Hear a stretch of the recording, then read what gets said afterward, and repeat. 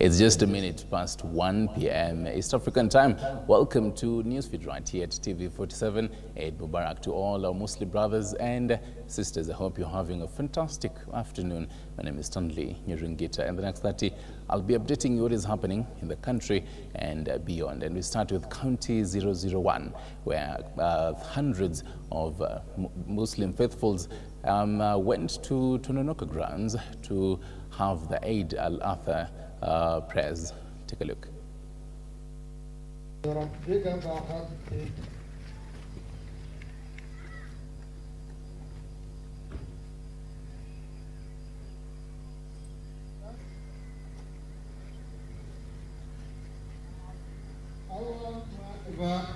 Kwa hivyo hotuba yetu ya leo imetuambia kwamba tumrudie sana Mwenyezi Mungu.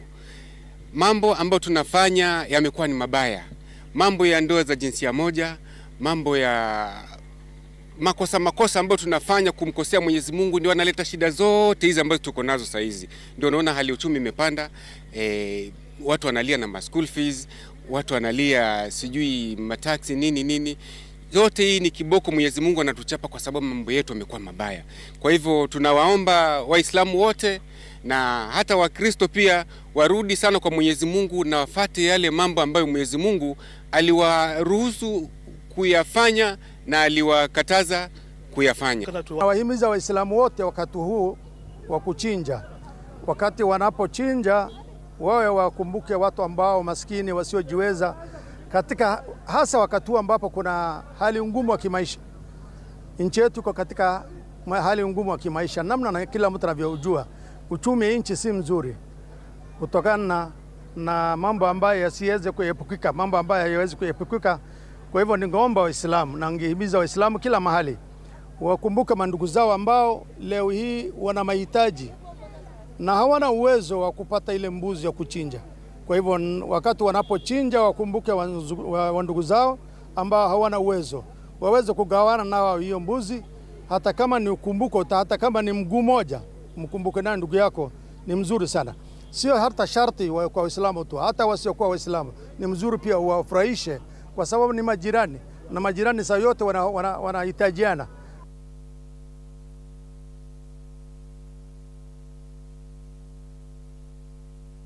And still in Mombasa, a section of Muslim leaders have called on political leaders to solve their differences in peace. Speaking at the Tononoka grounds Wednesday, where hundreds of Muslim faithful gathered to hold the Eid al-Adha prayers, the Muslim leaders urged the leaders across the political divide to have an alternative way of settling this cause without harming innocent Kenyans. This coming a day after Azimio leader Raila Odinga called for a new round of nationwide protests.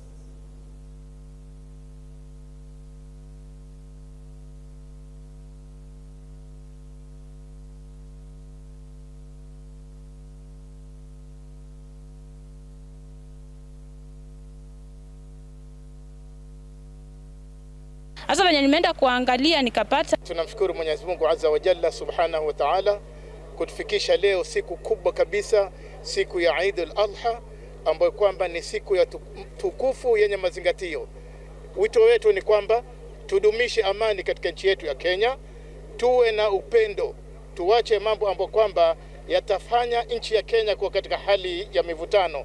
Viongozi wote sawa walioko ndani ya serikali au walioko kwenye opposition, tuwaombe kwamba waangalie namna ya kutatua matatizo yao kwa njia mzuri, wala si kuleta vurugu, kwa sababu yule mlalahoi ambaye unajaribu kumtetea, ukimkosesha ile siku moja kwenda kufanya kibarua, huwa hukumsaidia, umemfanya alale na njaa.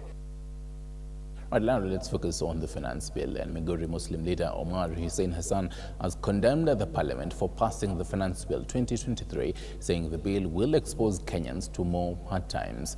The leader says that the current inflation rate experienced in the country will worsen from next month when the finance bill comes into effect, blaming legislators for the mess they have put Kenyans into. He said that majority of the legislators are only working and pushing for their own self-interests and not the interest of Kenyans that voted for them. He was speaking after the morning prayers to mark Eid al-Adha celebration in Migori, where he urged Kenyans to brace themselves for hard times ahead. Ile kitu alikuwa nafaa kuongelewa ni ile kitu alifanyika juzi kwenye bunge. Watu taumia, wananchi ataumia. Kuanzia tarehe 1 Julai matatizo sasa hujaona, utakuja sikia tu.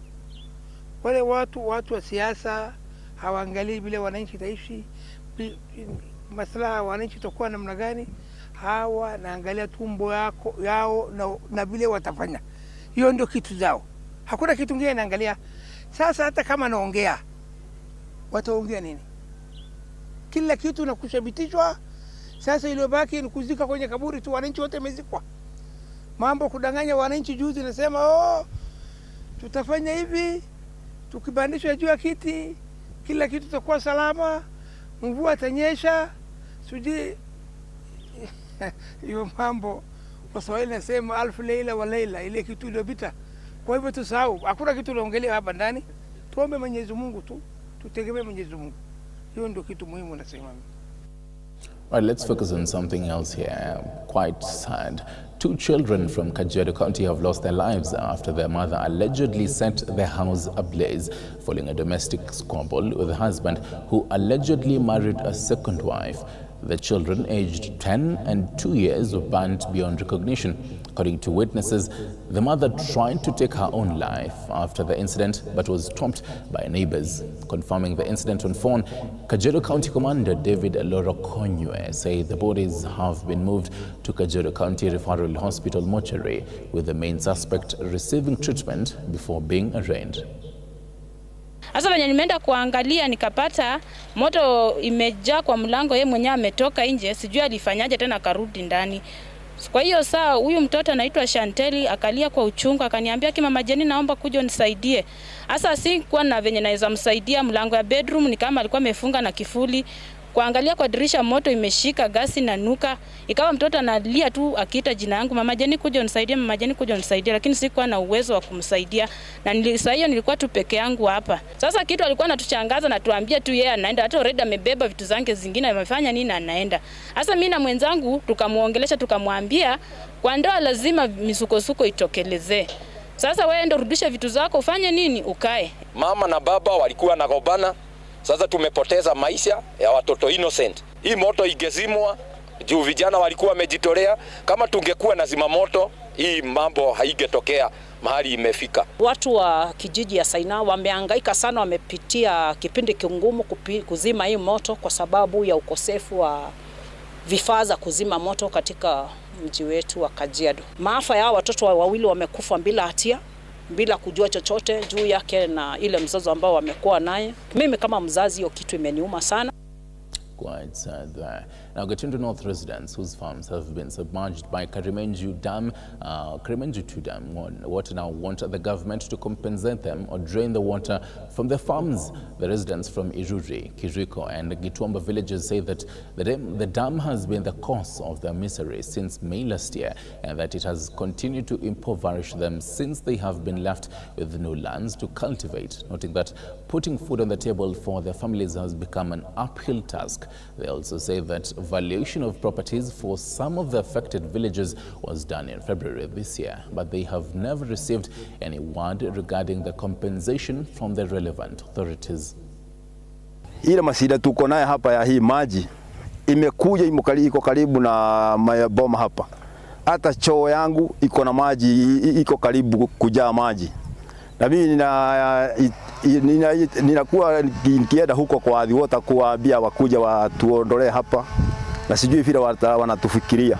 Kenye naweza omba serikali ni kuja ifungulie hii maji, iende maji irudi kwenye ilikuwa, ili tuweze kulima mashamba yetu, na kama sio hiyo watulipe. Hii damu inatu affect zaidi kwa sababu imekuja hii maji imekuja mpaka nyumbani. Iko chini ya nyumba, tukiangalia tunaona kama iko na upande ya chini ya nyumba. Hii demu tulikuwa tunaona kama ni kutusaidia, itatusaidia, lakini saa hii ni kifo iko mbele yetu. Hata sisi, hata ukienda kwenye shamba wenye waribaki, hata unasikia uoga, unarudi juu, unaona hiyo ni kifo. Ukiteresa kidogo hivi utaingia kwa maji. Kama wasimamizi wa Karimenju 2 Dam sisi tunaomba tutaenda kotini kwa sababu tumesikia watu wa Karemeno vile wamehangaika. Tumeona mpaka manyumba wamefikiwa na maji. Sisi tutaenda kotini ili koti itupatie ruhusa ya kwenda kufungulia hiyo maji ili watu wa Karemeno waache kuhangaika. And meanwhile, persons with disabilities who are also avocado farmers in Vihiga County have urged the national government to construct an avocado processing plant in the area so as to ease production of avocado oil for both local and international markets. Speaking while receiving avocado seedlings donated by Tessie Mudavadi, the spice to Prime Cabinet Secretary Musalia Mudavadi, the farmers have noted the issue of unfavorable market for the fruit as the main challenge they are facing. On her part, Mama Tessie Mudavadi has promised to offer her full support to persons with disabilities in the area. Tumewaletea avocado 3,000 seedlings. Hizi avocado sababu sisi who are abled, we should make it our duty and our effort to assist those who are not so able to do some things. Wanachukua hiyo nafasi kuwagandamiza kwa kuwaibia. Sasa tungeomba serikali itilie mkazo kupeana security kwa mtu aliyeishi na ulemavu. Na tena wakati tunapanda hizi avocado tutapeleka wapi? Manake viwanda vya avocado hatuna. It is going to conserve the environment na tena tutapata chakula pale. Kwa hivyo sisi kama wamama tunajua watoto watakuwa na afya nzuri. Jambo kuu tu tungependa tu serikali yetu kuu tuungane pamoja na serikali yetu ya county watuletee kiwanda cha kuweka hiyo avocado wakati tunapovuna. And back to County 001, a section of youth from Mombasa County have vowed to protect Kenya's democracy and ensure that the local leaders implement the promises. The youth, through their leader Dickson Ongo, say the move will amplify the voices of the youthful generation. The group, dubbed Stretchers, has also promised to use the constitution while fighting for their rights, saying they will not tarnish the reputation of any leader while at it. We are here just to put more emphasis to young people across the country to ensure that they have a right, according to the Article 10 of the Kenyan Constitution, to follow up on issues around governance, to ensure that they participate on issues around governance, to ensure that kwamba chochote ambacho inafanyika katika nchi yao ya Kenya lazima participate. Tumeona kwamba kumekuwa na wakati kila county ilikuwa inatengeneza what we call CIDP. This is a 5-year document ambayo ita guide kila county ni jinsi gani itafanya kazi for the next 5 years. Lakini vijana wengi hawakuhusika pale. Alafu baada ya kutengeneza CIDP pia kutakuwa na masuala ya kutengeneza bajeti, masuala ya kutengeneza tumeona mswada wa finance bill, lakini saizi kuuliza kijana na kwambia vitu kama hizo havijui. Labda tatizo iko wapi kiongozi, tusaidiane. So by doing that we'll have a very democratic society in a way that kila mwananchi yuko na jukumu ya kuongea na kinapoongea jambo linapata kusikika. So that in future tusiseme vijana mlipatiwa opportunity mkashindwa kufanya kazi. We want to see that vijana amepatiwa kazi na ameweza kufanya, na hata kesho akikuja kwa ground kuomba kura, it's easy for us to say we are going to vote for you because we have seen you have done something. And Kakamega County Governor Fernandez Baraza has signed the 17.6 billion Kenyan shillings county budget appropriation bill into law. In his maiden 2023-2024 budget, the health sector has received the lion's share of 4.64 billion Kenyan shillings. Meanwhile, roads, infrastructure, public works and energy has received 1.3 billion Kenyan shillings, while agriculture, livestock, fisheries and cooperatives has been allocated 1.2 billion Kenyan shillings. The budget that was unanimously approved by the County Assembly last week Monday will largely be financed by equitable share and own source revenue. This is according to Governor Baraza. On development, which of course should have a minimum of 30%, what we have allocated as Kakamega County, we have surpassed that threshold of the minimum as provided for the PFM Act, and given the development budget 36%, which is broken down as follows. The Ministry of Agriculture is 1.2 billion Kenya shillings. Health for development, largely on equipment, is 639 million Kenya shillings. Education, with great focus on ECD and county polytechnics. In terms of improving their infrastructure, we have 481 million Kenya shillings. And anxiety has gripped over 20,000 people living in the disputed 17,000-acre South Ngariama Ranch in Mwea East after the Environment and Land Court ordered for fresh adjudication of the land. This is despite the residents holding allotment letters from the Ministry of Lands, which were issued in 2009 by then Kirinyaga County Council. In a charged public baraza held at the Chief's Camp at Morgan, residents have protested over the said court ruling, saying the land was already adjudicated and they were given allotment numbers and verification process was conducted. Waiting for the title deeds, the residents have accused some unscrupulous individuals who are behind the scheme to dispossess over 20,000 residents their right to own land. Siwezi simama kuunga hoja yoyote itakayoondoa wananchi wa hapa. Hawa wananchi tunawajengea hospitali, tumewajenga mashule, tunaendelea kuwajengea hata mabarabara hapa. Kwa hivyo tunajenga mabarabara kwa nini? Si ni hao watu tunajengea. Nitasimama aje mimi niseme muondolewe mahali mmekaa. Msimamo wangu ni moja tu. Kama kuna watu wawili wamekaanisha kwa miaka 10 na wameishi hapo, hata kama ni siku 2 na wamekaa hapo kama madugu ama majirani wema, hakuna mwingine ataingia katikati yao. Hao wataishi na watakaa. Don't want an adjudicator because our land has already been adjudicated. Na kulikuwa na process even from the parliament ambayo ilileta adjudication ya Mutava Musyimi. Na akakuja hapa wakakaa hapa Ngariama, si ndio? Mambo ingine hatuta na yule atajaribu kucheza na watu wa Ngariama, tutamwambia hata hapa atukukunja na urais. So the judge erroneously, through being given false information, gave an order which we are fighting with our brains, with our head and our blood, because that order is wrong totally. Yote aliyoko katika hii South Ngariama, hakuna mtu asiye na kibali yake. Kila mtu ako na allotment letter, na kila mtu amelipa hata survey fee, na kila mtu amejenga kwake, na hakuna mtu tunasongea katika ile mipaka tuko nayo. And in Mombasa County, hundreds of Muslim faithful converged in mosques and open grounds to offer special prayers for Eid al-Adha to mark the end of a pilgrimage that revolves around the activities of Abraham and his son. Addressing the press after presiding over the morning prayers at Masjid Kulthum, Sheikh Abu Bakr Bamku called on the Muslim faithful to follow the footsteps of Prophet Muhammad in preaching unity, love and coexistence among Kenyans.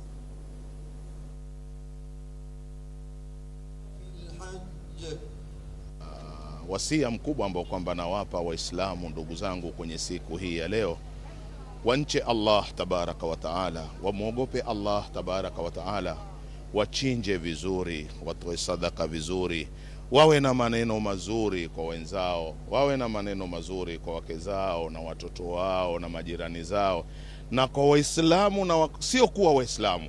Leo ni siku ya sisi kutia furaha kwenye nyoyo za wanadamu, kutia furaha kwenye nyoyo za mayatima, nyoyo za mafukara, nyoyo za maskini, na kutia furaha kwa kila mmoja katika sisi Waislamu. Mwisho nawaambia, wakati unachinja, hakikisha kile kitinjwa unachokitinja umekichinja bila ya kukidhalilisha. And this year's World Swahili Day celebrations is expected to attract Swahili culture tourists in the coast region where the language emerged. The World Swahili Day is celebrated worldwide every year on the 7th day of July, purposefully to encourage its spread as well as culture. Participants who are developing the Swahili language from Mombasa have said that the government, through the Swahili Council in the country, has placed strategies to deal with the challenges they faced in developing the language. At the same time, They have argued that the evolving slang language does not have any effect on the spread of Swahili. Malengo yetu si sherehe na kupiga ngoma tu, bali ni kuangalia namna gani jamii ambazo zinakaa katika ufuo wa pwani zitafaidika kwayo na sherehe hii, na namna gani wataendeleza mapato katika utalii na turathi. Tunakaribisha kila mtu kila pahali ili aje aonje, si katika ngoma peke yake, pia katika chakula, katika nyimbo, katika lugha, katika tasnia mbalimbali ambazo kwamba zinasherehesha lugha yetu na tamaduni zetu za Kiswahili. Hakuna sheng ambayo imetaifishwa na kutumika Kenya nzima.